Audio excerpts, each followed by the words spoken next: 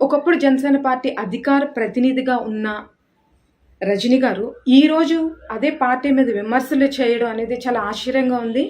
పదవి ఉన్నప్పుడు ఒక మాట, బయటకొచ్చిన తర్వాత మరో మాట మాట్లాడటం చూస్తే రాజకీయ అవకాశవాదిగా ఎలాంటి వాళ్ళో మాకు అర్థమవుతుందండి.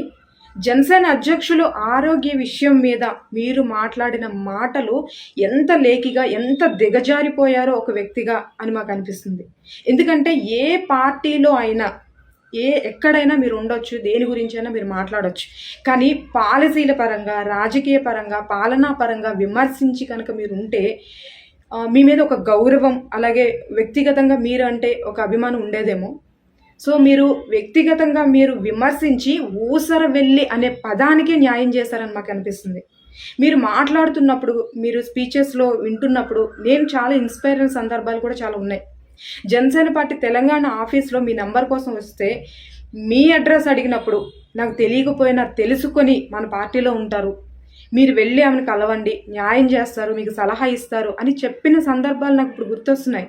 అలాంటిది పవన్ కళ్యాణ్ గారు ఆరోగ్యం బాలేదనగానే ఎంతమంది అభిమానులు, కార్యకర్తలు మోకాళ్ళ మీద నడుచుకుంటూ గుళ్ళకి వెళ్లారు, యజ్ఞాలు చేశారు, పూజలు చేశారు. ఆయన ఆరోగ్యంగా బయటికి రావాలని ఎంతమంది ఆకాంక్షిస్తున్నారు. వాళ్ళందరూ నిస్వార్థంగా ఆయన మీద ఉన్న గౌరవం, అభిమానం, సో వాళ్ళందరినీ వాళ్ళ మనోభావాలు దెబ్బతినేలాగా మాకు అనిపించింది.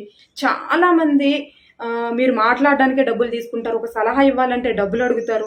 జనసేన పార్టీలో అధికార ప్రతినిధిగా ఉన్నా కానీ ఆవిడ సలహా కోసం డబ్బులు ఇస్తేనే మాట్లాడతారు అని చాలామంది అప్పుడే అనేవాళ్ళు.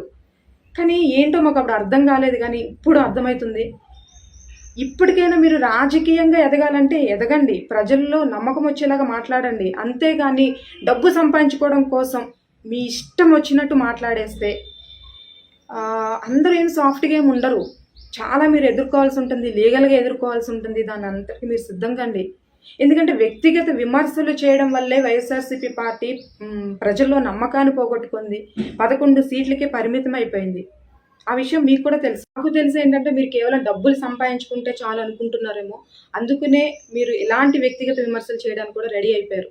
సో రాజకీయ ప్రస్థానము అనేది మీకు ఎదగాలి అనుకునుంటే ఖచ్చితంగా మీరు ఈ వ్యక్తిగత విమర్శలు అయితే చేసి ఉండేవాళ్ళు కాదు. డబ్బు ఒకటే చాలు అని మీరు అనుకుంటున్నారు కాబట్టే ఇష్టం వచ్చినట్టు మీరు మాట్లాడేస్తున్నారు. ఒక వ్యక్తిగా, ఒక మహిళగా మీరు దిగజారిపోవద్దు. మిమ్మల్ని చూస్తే ఒక గౌరవం వచ్చేలాగా ఇప్పటికైనా మీరు ప్రవర్తించండి.